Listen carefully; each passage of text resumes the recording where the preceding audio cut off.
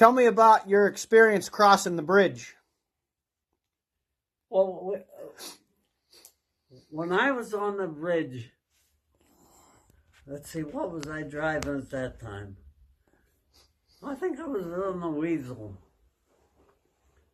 I come up on the bridge, and as I entered it, I looked up in the air, and there was planes up there, and they were coming in to strafe the bridge.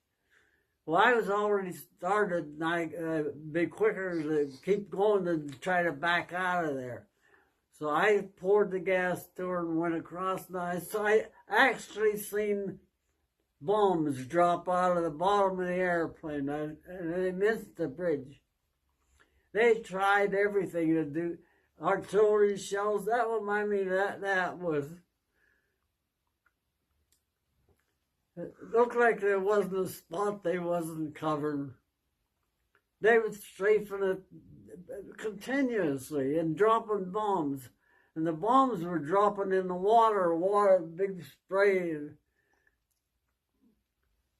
They had the bridge, dynamite strapped to the bridge, and they set that off. And it weakened the bridge, but it didn't go down yet.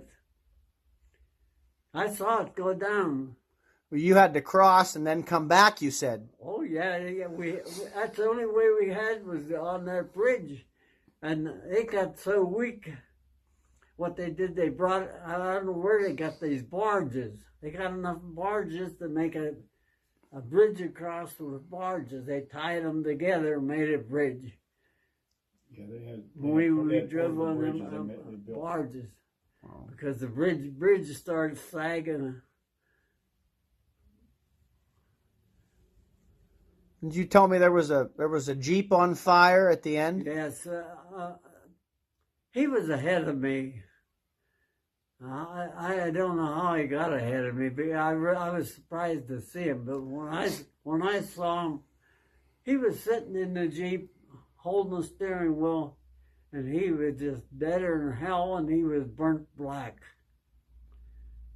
I pulled right up the side. Evidently, a bullet hit the gas tank. See, it's right under the seat, and it got him before he could get out. I had pictures of it, but they took all my pictures. Wow. Yeah, I'll never forget that. That was a gruesome sight. But we were lucky. We got across, and the sergeant said to me, he said, "You got the Weasel. Run down. See, the river was below us." He says, "Go down under the bridge and see if you can find a boat that'll run, because we ain't gonna be able to go back across that bridge." I went down and I found an old tugboat and had the key, and I started up, motor run, so I got it idle, and I just left it set there idle, and I went back up. And I told them, "I'm ready. If we have to, the boat's ready." Told them which one. But people were coming, guys were coming across that bridge. You couldn't drive over it, but you could walk over it. And they were still coming, so we held our position. We didn't retreat. Wow.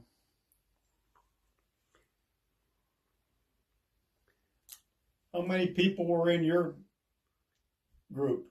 What? How many people? How many people were in your group? Well, it varied. It depended on what you were doing.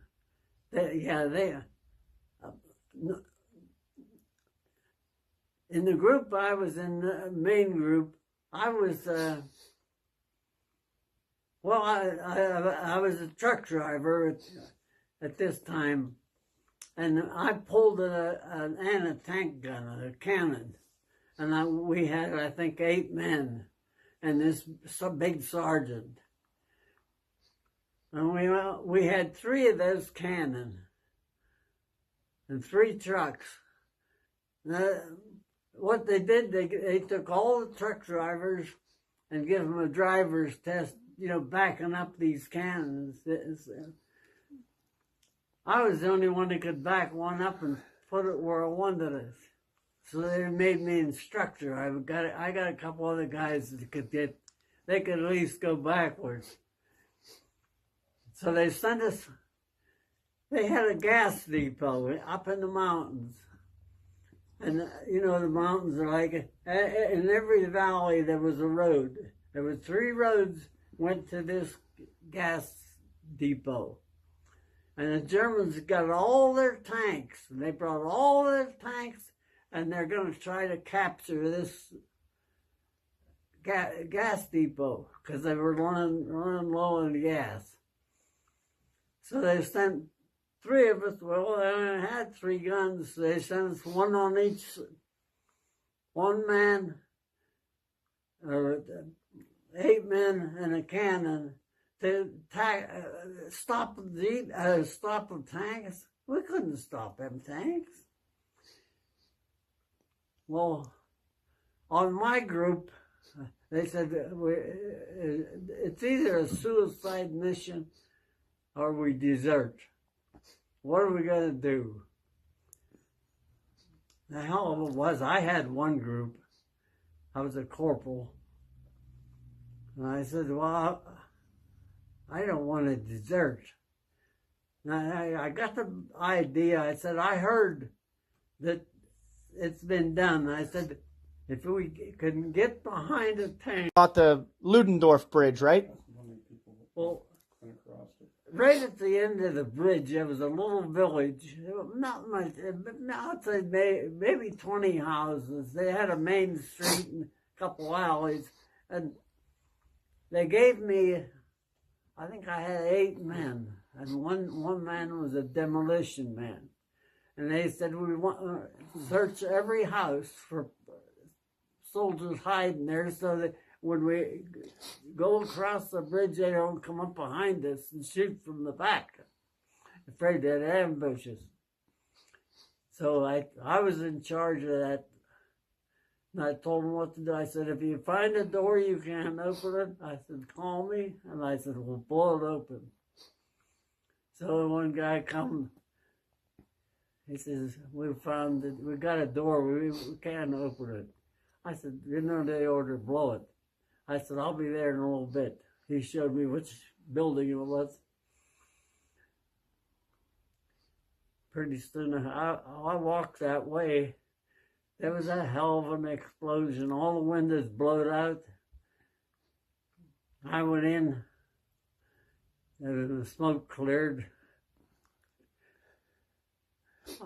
That was a bank.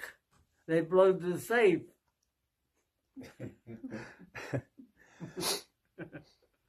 Wow, full of gold, money. Well, no, it wasn't. There was money in there. Oh, lots of paper money.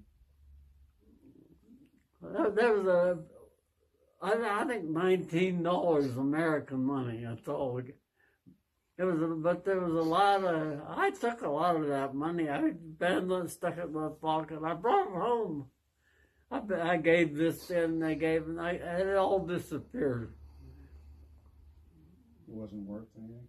No value. No value. No. Neither government for it. Well, later on, I was in charge of a place in a little village there, and the people were complaining about damage. We were damaging their house. How are we going to stay in that house so you get out?